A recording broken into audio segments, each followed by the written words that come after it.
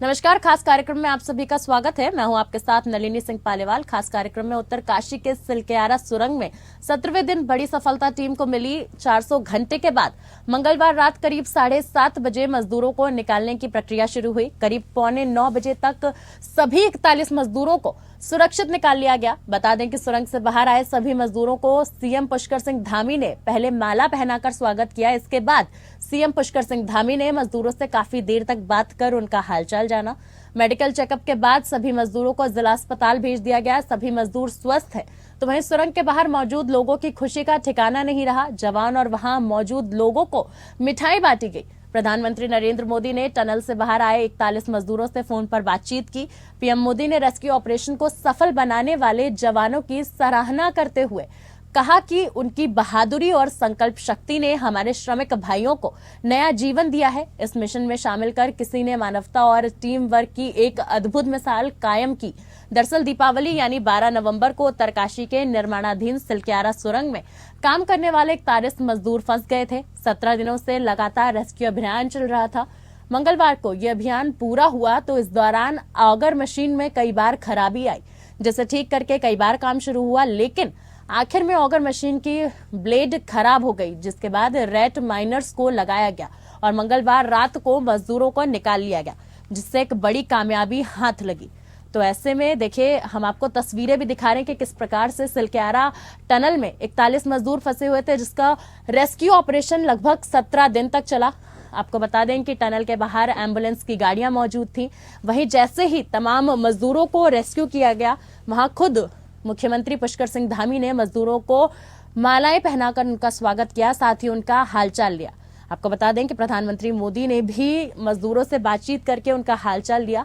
दीपावली के दिन उत्तरकाशी के सिलक्यारा टनल में 41 मजदूरों के फंसे होने की खबर सामने आई थी, जिसके बाद से जिंदगी की जंग लगातार जारी थी और कहीं ना कहीं शुरुआती दौर में यह लग रहा था कि शायद मजदूरों को नहीं बचाया जा सकता, लेकिन एक बड़ी सफलता कल उत्तरकाशी के एनडीआरएफ, एसडीआरएफ और तमाम उन लोगों के हाथ लगी जिन्होंने रेस्क्यू ऑपरेशन में हिस्सा लिया था।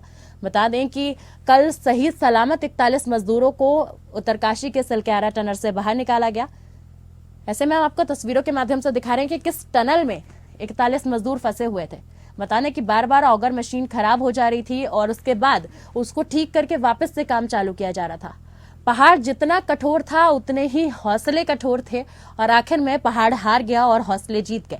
और हौसले इस प्रकार से जीते कि 41 मजदूरों को सुरक्षित बाहर निकाल लिया गया। देखिए, अभियान पूरा हो गया और इस दौरान ऑगर मशीन में कई बार खराबी आई, जिसे ठीक करके कई बार काम शुरू हुआ, लेकिन आखिर में ऑगर मशीन की ब्लेड खराब हो गई थी, जिसके बाद रेट माइनर्स को लगाया गया और मंगलवार रात को मजदूरों को निकाल दिया गया। देखिए, इसी पर आज खास कार्यक्रम में बातचीत करने के लिए हमारे साथ तमाम खास मेहमान जुड़ चुके हैं। सबसे पहले आइए आपका परिचय उनसे मैं करा देती हूँ। देखिए, हमारे साथ बीजेपी प्रवक्ता आर.के. मिश्रा जी जुड़ चुके हैं। आर.के. मिश्रा जी, बहुत बहुत स्वागत है आपका। तो वहीं कांग्रेस प्रवक्ता शीशपाल सिंह बिष्ट जी भी हमारे साथ जुड़ चुके हैं। शीशपाल जी, बहुत बहुत स्वागत है आपका। और वहीं हमारे साथ जियोलॉजिस्ट सूर्य प्रकाश कपूर जी जुड़ चुके हैं। सूर्य प्रकाश जी, बहुत बहुत स्वागत है आपका। आर.के. मिश्रा जी, सबसे पहले मैं आपके पास आना चाहूंगी। मेरा सवाल सर आपसे यही है कि सुरंग की इजाजत से पहले हादसे के मापदंड को आप लोग नहीं नापते क्या? देखिए नलिनी जी, यहाँ पर सबसे पहले हमारा जो उद्देश्य था जी, वो उन 41 कर्मवीरों को सबसे पहले बचाने की बात थी यहाँ पर। अब देखिए, ये जांच का विषय है नलिनी जी, बड़े ही संवेदनशीलता के साथ कहूंगा। इस तरह के जब हादसे हो जाते हैं, निश्चित तौर पर क्या उन मानकों का ख्याल रखा गया है, नहीं रखा गया, सरकार की तरफ से आपको निश्चित तौर पर इसके ऊपर में बड़े ही संवेदनशीलता के साथ काम किया जाएगा। देखिए, अब इसमें क्या था, तो क्या जीपीआर थी या नहीं थी, इसमें बहुत सारे ऐसे काउज हो सकते हैं, बहुत सारे रीजन हो सकते हैं जो कि इस तरह के हादसे यहाँ पर हुए। और निश्चित तौर पर चाहे वो जीपीआर की बात हो या इमरजेंसी एग्जिट की बात हो, या आप ये कह सकते हैं जो कि 2 से 3 फीट पर क्या स्टील के जो आवरण थे उसको लगाया गया था, नहीं लगाया गया था। दूसरी बात ये है जो कि क्या पहाड़ कमजोर था। ये सारे विषय ऐसे हैं जिसके पीछे ये रीजन हो सकता है, कारण हो सकता है इस हादसों के पीछे। तो क्या उन सभी मानकों का ख्याल रखा गया है, नहीं रखा। देखिए, हम ये जिम्मेदारी वाली सरकार है। हम ऐसा नहीं है जो कि हम इस किसी हादसे को ऐसे हम टाल देंगे या इस तरह की घटना घट गई फिर हम रेस्क्यू हमने किया, ऐसी घटना को बिल्कुल पुनरावृत्ति न हो, इसके लिए हम सतत हमारा प्रयास रहता है। और निश्चित तौर पर आप देखेंगे ये जांच का विषय जब आ जाता है, हम जो कि जब में क्या उनमें सभी मानकों का पालन किया गया नहीं किया गया, ये सारी चीजें हम देखेंगे। तो निश्चित तौर पर थोड़ा सा हमें इंतजार करना चाहिए, जो जांच हमें क्या कह करके देता है, क्या उसकी रिपोर्ट आती है। जी हमारे साथ शीशपाल जी भी मौजूद हैं। देखिए शीशपाल जी, आर के मिश्रा जी ने कह दिया कि तमाम मानकों का बाद में बातचीत करके देखा जाएगा कि किस प्रकार से ध्यान रखा गया या नहीं रखा गया, लेकिन आप लोग शुरुआत से आरोप लगाते आए हैं कि देखिए किसी भी प्रकार से मानकों का ध्यान नहीं रखा गया, इसीलिए इतनी बड़ी चूक हो गई। हम इसलिए ये बात कह रहे हैं कि सिलक्यारा की टनल में छोटी दिवाली की रात्रि को जो ये घटना घटी, ये पहली घटना नहीं थी। वहाँ इस तरह की 3 घटनाएं पहले हो गई थी। जब 3 बार पहले जो है इस प्रकार की घटना हुई, तो जो सेफ्टी पॉइंट पे है कंपनी ने उस पर काम क्यों नहीं किया, और जो मॉनिटरिंग कार्यदायी संस्था को पहले से करनी चाहिए थी वो नहीं की। और ये जो Navyug engineering private limited company पहले से ही विवादित है। महाराष्ट्र के थाने में 31 अगस्त को इसी के प्रोजेक्ट में 20 लोगों की मौत हो गई, FIR भी दर्ज हुई, लेकिन जांच आज तक कहाँ बढ़ी, कितनी बढ़ी, किसी को कुछ पता नहीं, किसी की गिरफ्तारी आज तक उसमें नहीं हुई। क्योंकि आशंका इसमें भी ज्यादा है, हमारी सबकी चिंता है प्रदेशवासियों की, क्योंकि इससे जो कर्णप्रयाग रेल लाइन बनती है वो 80 किलोमीटर टनल के अंदर है, उसमें 2000 करोड़ रुपए से ज्यादा का काम ये कंपनी कर रही है। अगर गुणवत्ता से सब जगह इस तरीके से खिलवाड़ हुआ होगा, जो सेफ्टी ऑडिट है वो अगर प्रॉपर तरीके से नहीं हुआ होगा, जियोलॉजिकल सर्वे की जो रिपोर्ट है उसको जो है दोबारा से खंगाला जाना चाहिए, क्योंकि इस देश के सबसे बड़े जियोलॉजिस्ट है हमारे ही प्रदेश के निवासी पीसी नवानी जी, जिनकी देख रेख में यहाँ THDC की 20-20 किलोमीटर लंबी टनलें बनी, जो मनेरी बाली में जो है 16-16 किलोमीटर लंबी टनलें बनी है, कहीं भी इस प्रकार की दुर्घटना नहीं हुई। उन्होंने कहा ये सीधे सीधे सिस्टम की लापरवाही से हुआ है, क्योंकि जहां पर जो है स्टील के गाटर पड़ने चाहिए थे वहां 20 mm का सरिये का प्रयोग हुआ, जहां जो है कंक्रीट की ब्लॉकिंग होनी चाहिए थी वहां पर वो प्रॉपर तरीके से नहीं की, जहां पर जो है एक्सपर्ट को जो है पैटर्न में बदलाव करना चाहिए था, क्योंकि मजदूर काम कर रहे थे, सुपरवाइजर की देखरेख में काम हो रहा था। आप देखिए 41 मजदूर फंसे हुए थे, इनमें से कोई टेक्नीशियन नहीं, कोई इंजीनियर नहीं, कोई कंपनी का बड़ा अधिकारी नहीं, तो कैसे काम किया जा रहा था? ये तो जो है लेबर एक्ट का भी लगातार उल्लंघन हो रहा था। इसीलिए हम सवाल खड़े कर रहे थे कि 17 दिन हो गए हैं, अभी तक किसी पर FIR दर्ज नहीं हुई है, जांच और जवाबदेही किसी की जो है तय नहीं हुई है, आखिर क्या माजरा है? तो जो सवाल है वो तो उठेंगे नलिनी जी, और उनके जवाब तो निश्चित तौर पर सिस्टम को और सरकार को देने पड़ेंगे। चलिए इस पे जवाब लेंगे। फिलहाल हमारे साथ सूर्य प्रकाश जी भी मौजूद हैं, जो कि जियोलॉजिस्ट हैं। सर, जिस प्रकार से आए दिन पहाड़ों को काटकर टनल बनाया जा रहा है, क्या उसी का खामियाजा हम भुगत रहे हैं? देखिए, जो हिमालय है इसके ऊपर जितना पानी बरसना चाहिए उससे ज्यादा पानी बरस रहा है, इसलिए हिमालय जो है उसके अंदर बहुत ज्यादा लैंडस्लाइड शुरू हो चुकी हैं। शिमला में, कुल्लू में, सिक्किम में ये लैंडस्लाइड्स की संख्या क्यों बढ़ रही है? क्योंकि हिमालय में फालतू पानी आ रहा है। फालतू पानी कौन भेज रहा है? अंडमान के अंदर बैरन आइलैंड का जो ज्वालामुखी है वो 28 मई 2005 को फटा। उसके फटने के बाद 2 किलोमीटर का वहाँ काल्डेरा है, जिसके मुंह से 1100 डिग्री सेंटीग्रेड की हीट रेडिएशन वायुमंडल में जाके ultra strong low pressure area बनाती हैं, और वो बादलों को खींच के हिमालय के पहाड़ों के ऊपर भेज देता है। अगर उस पर जियोथर्मल पावर प्लांट लगा के उसकी गर्मी की बिजली बना दें तो ultra strong low pressure area खत्म हो जाएगा, और हिमालय के ऊपर फालतू बरसात होनी बंद हो जाएंगी, और सारी लैंडस्लाइड खत्म हो जाएंगी, सबसिडेंस खत्म हो जाएगी, बंगाल की खाड़ी में साइक्लोन खत्म हो जाएगा, मानसून का जो पैटर्न डिस्टॉर्ट हो गया वो नॉर्मल हो जाएगा। हमारे देश में जितनी भी एक्सट्रीम वेदर कंडीशंस जो पैदा हुई है वो 28 मई 2005 को बैरन आइलैंड के ज्वालामुखी की गर्मी की वजह से है। आप देखिए कि उससे ठीक 6 महीने पहले 2.25 लाख आदमी मरा था, सुनामी आई थी उसी जगह से। वो जो सुनामी आई थी, जब सुनामी आई थी उससे एक दिन पहले बंगाल की खाड़ी का टेम्परेचर जो था वो 18 डिग्री था, और जब सुनामी आती है उसका टेम्परेचर 32 डिग्री बन गया। 32 डिग्री का मतलब 14 डिग्री हीट रिलीज हुई, और उसके बाद इतना पानी उड़ा, इतनी बरसात हुई कि सुनामी रिलीफ ऑपरेशन के दौरान मूसलाधार बरसात जो थी इंडोनेशिया और पहाड़ों में हुई। ये जो बारिश होती है इसके अंदर 2 तरह की किरणें होती हैं, एक सूर्य की किरणों से होता है, दूसरा ज्वालामुखियों की जियोथर्मल एनर्जी से होता है। जियोथर्मल एनर्जी जो है उसको मैनेज करना बहुत जरूरी है। वेद का जो दूसरा मंत्र है उसके अंदर ये लिखा है कि जो प्राचीन ऋषि थे उन्होंने भी जियोथर्मल एनर्जी को मैनेज करके इस धरती के नेचुरल डिजास्टर्स पे कंट्रोल करके इसको रहने लायक बनाया है। बेर पाठी तू भी जियोथर्मल एनर्जी का प्रॉपर मैनेजमेंट कर और इस धरती पे जितने नेचुरल डिजास्टर्स हैं जियोथर्मल एनर्जी का प्रॉपर मैनेजमेंट कर। फ्रॉम डिजास्टर टू डेवलपमेंट, हमें बिजली भी मिलेगी और डिजास्टर भी खत्म हो जाएगा। मगर नरेंद्र मोदी के कान में ना रुई फंसी हुई है, वो बंगाल की खाड़ी में अंडमान में ज्वालामुखी पे जियोथर्मल पावर प्लांट नहीं लगा रहा। उसके जो सलाहकार है वो नालायक हैं, वो इस कंट्री को बहुत ज्यादा बर्बाद कर चुके हैं। पहले भी हादसे हुए हैं, बंगाल की खाड़ी में हर 6 महीने में साइक्लोन आता है। इन लोगों को नजर नहीं आता, ये देश को बर्बाद कर रहे हैं। Doctor P K. Mishra principal secretary जो है उसको मैंने मेल लिखे, 20 चैनलों पे मैंने बोला, मगर नरेंद्र मोदी जो है अंधा अंधे को खेल रहा है। एक अंधा ड्राइवर होता है, उसमें अंधी सवारियां होती हैं और वो बस कहाँ जाती है, वो सुरंग में जाके फंसती है। तो ड्राइवर नरेंद्र मोदी है और उसके अंदर सवारियां जो हैं वो उसके साइंटिफिक एडवाइजर्स हैं। कोई भी आदमी MNI से लेके R.K. सिंह से लेके कोई भी आदमी काम करने को तैयार नहीं है जब तक जियोथर्मल पावर प्लांट नहीं लगेगा। बैरिंग आइलैंड का जो एक्टिव वोल्केनो है उसका जियोथर्मल एनर्जी को प्रॉपर मैनेज नहीं करेंगे, ये देश ऐसे ही बर्बाद होता रहेगा। जी सर, आप लोगों ने कहा था कि अभी प्राथमिकता हमारी है कि कैसे भी करके श्रमिकों को बाहर निकाला जा सके, उसके बाद हम कार्यवाही करेंगे। तो अब क्या कुछ कार्यवाही हो रही है वो भी मैं आपसे जानना चाहूंगी। आपने ये भी कहा था कि कंपनी पे भी कार्यवाही की जाएगी, तो कंपनी पे क्या कुछ कार्यवाही की आप लोगों ने? देखिए नवनीत जी, निश्चित तौर पर जो हमने कहा बिल्कुल हमने सही कहा है जी, और आपने सही सुना है। 41 कर्मवीरों को जिस तरह से निकालने की बात थी, पहले मैंने आपको बताया ही है, इसकी प्राथमिकता हमारी सबसे पहले थी। उसके बाद सुनिश्चित किया जाएगा जो इसके पीछे कारण क्या थे, क्या हर एक मानकों का तय तरीके से क्या पालन किया गया, नहीं किया गया, ये सारी चीजें बिल्कुल देखी जाएगी। देखिए ऐसे हैं जो कि पूर्व में भी हादसे हुए हैं, लेकिन मैं ये नहीं कह सकता हूं जो कि उस हादसों की पुनरावृत्ति जिस तरह से इस घटना को लेकर के हुई है, तो निश्चित तौर पर कहीं ना कहीं उन कंपनियों के ऊपर में जिसको ये कॉन्ट्रैक्ट दिया गया है, जिसको ये टेंडर दिया गया, क्या वो काम करने सारे तरीके उन्होंने फॉलो किए नहीं किए, ये क्या समझते हैं जो कि सरकार इसके ऊपर में जांच नहीं बिठाएगी, बिल्कुल बिठाएगी।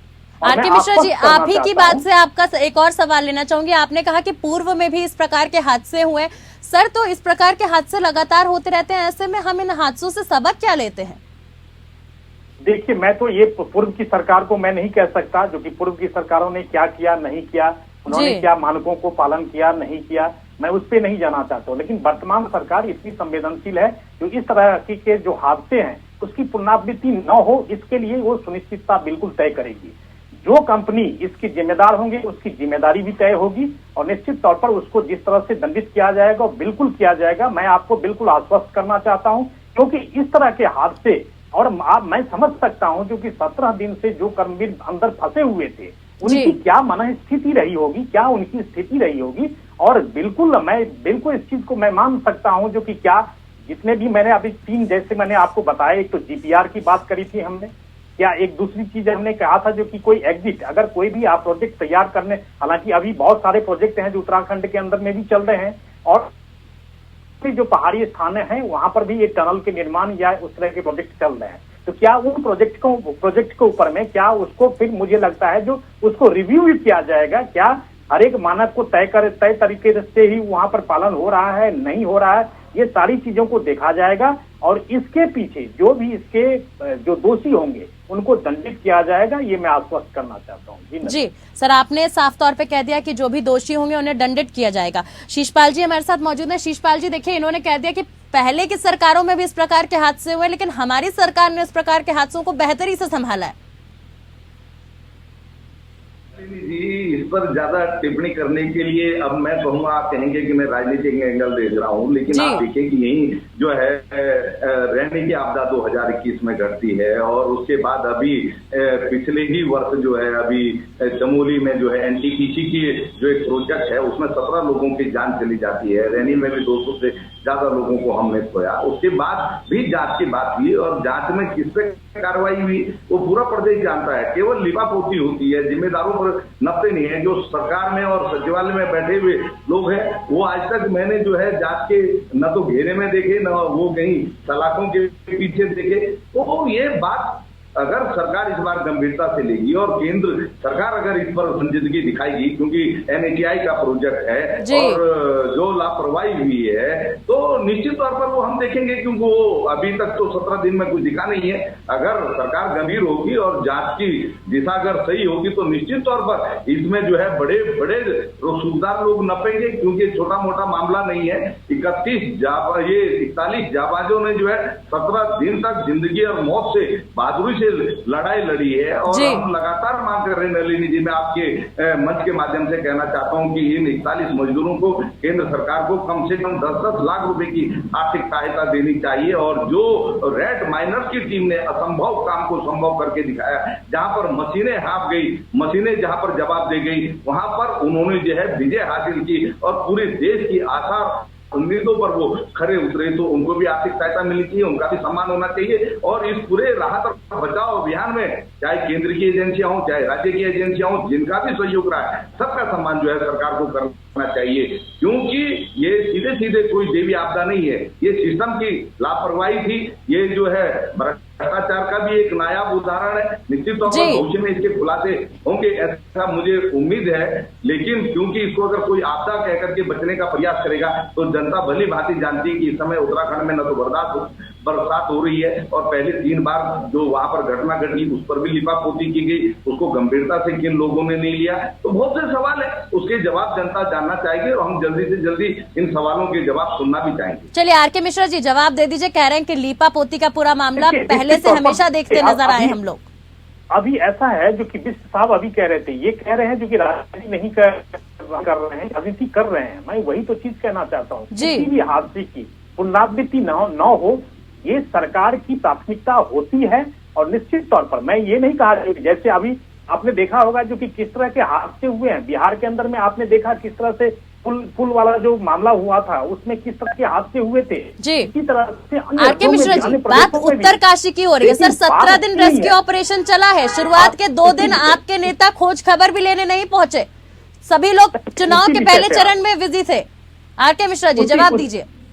नहीं नलिनी जी, देखिए ऐसा नहीं है। देखिए हमने वहां पर खुद उस चीज को मॉनिटर कर रहे थे, प्रधानमंत्री जी खुद इस चीज को मॉनिटर कर रहे थे। यहाँ पर राजनीति वाली बात ही नहीं है। मैं तो ये कह रहा हूँ इस तरह से आपसे टनल के अंदर की बात बता रहा हूं। सर दिवाली के दिन से श्रमिक लगातार फंसे हुए थे और 2 दिन बाद उनके पास ऑक्सीजन और खाना पहुंचा है। तो ऐसे में आपकी सरकार क्या कर रही थी 2 दिनों तक? बार बार मशीन टूट रही थी, ऐसे में मशीन का बैकअप कहाँ था सर? जिम्मेदारी तो आपकी है ना। मैं तो पहले ही कह चुका हूँ आपको, जो कि जिम्मेदारी तय की जाए, जो कि 2 दिन पहुंचाई बात नहीं है। आपने देखा होगा जो कि जब इस तरह के हादसे हुए उसी समय में वहां पर जो प्राथमिक जो होना चाहिए था, वहां पर जो कंपोनेंट होना चाहिए था, वहां के उपकरण होने चाहिए थे, वहां पर जो उनके लिए जो और सहायता होनी चाहिए थी वहां पर पहुंचाई गई थी जी। मुख्यमंत्री जी इस चीज मॉनिटर कर रहे थे, प्रधानमंत्री जी खुद व्यक्तिगत रूप से उस चीज को मॉनिटर कर रहे थे। इसलिए ये नहीं कह सकते जो कि आप जो हम जिम्मेदारी से भागने की बात कर रहे थे, हम भी कह रहे हैं। चलिए सूर्य प्रकाश जी भी हमारे साथ मौजूद हैं सर, उनसे भी एक सवाल ले लेते हैं। सूर्य प्रकाश जी, सर मैं आपसे यही जानना चाहूंगी कि जिस प्रकार से हर बार इस प्रकार की घटना सामने आती है तो हम इन घटनाओं से सबक क्या लेते हैं? और आखिर प्रकृति हमेशा हमें चेताती नजर आती है कि पहाड़ों से छेड़छाड़ हमें नहीं करनी चाहिए, प्रकृति से छेड़छाड़ नहीं करनी चाहिए। नतीजा हमारे सामने है सर। मैं आपको याद होगा धामी साहब से पहले जो चीफ मिनिस्टर था, उस उत्तरी टनल के अंदर एनटीपीसी की प्रोजेक्ट के अंदर कितने आदमियों की हड्डियां गल गई थी। धामी को नया चीफ मिनिस्टर लेके आए थे, उससे पहले चीफ मिनिस्टर उसी हादसे के दौरान बीजेपी ने बदला था। उस वक्त भी मैंने न्यूज 24 पे बोला था कि नरेंद्र मोदी जी जो ज्वालामुखी है उसकी जियोथर्मल इंडस्ट्री को मैनेज कर दो, उससे जियोथर्मल पावर प्लांट लगा दो। वो ultra strong low pressure area जो है वो बादलों को, केदारनाथ की तबाही, जम्मू कश्मीर का हिमाचल की लैंडस्लाइड, ये हिमालय जो है एक मलबे का ढेर है, उस पर जितना ज्यादा पानी डालोगे उतना सब्सिडेंस होगा, उतनी लैंडस्लाइड होगी। ज्यादा पानी मत डालो, ज्यादा पानी रोकने के लिए जो ज्वालामुखी है उस पर जल्दी से जल्दी जो थर्मल पावर प्लांट लगा दो, वरना इस देश को आगे भी बहुत बर्बाद किया। आने वाले दिनों में नरेंद्र मोदी जी और ज्यादा बर्बाद मत करो।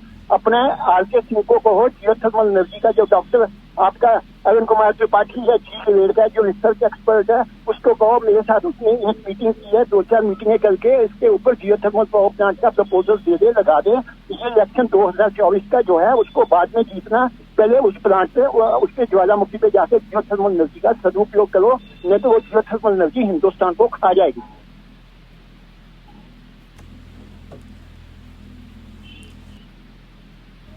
चलिए, फिलहाल वक्त की कमी है। आप सभी का बहुत बहुत धन्यवाद हमारे साथ जुड़ने के लिए। खास कार्यक्रम में आज के लिए मेरे साथ बस इतना ही। नमस्कार।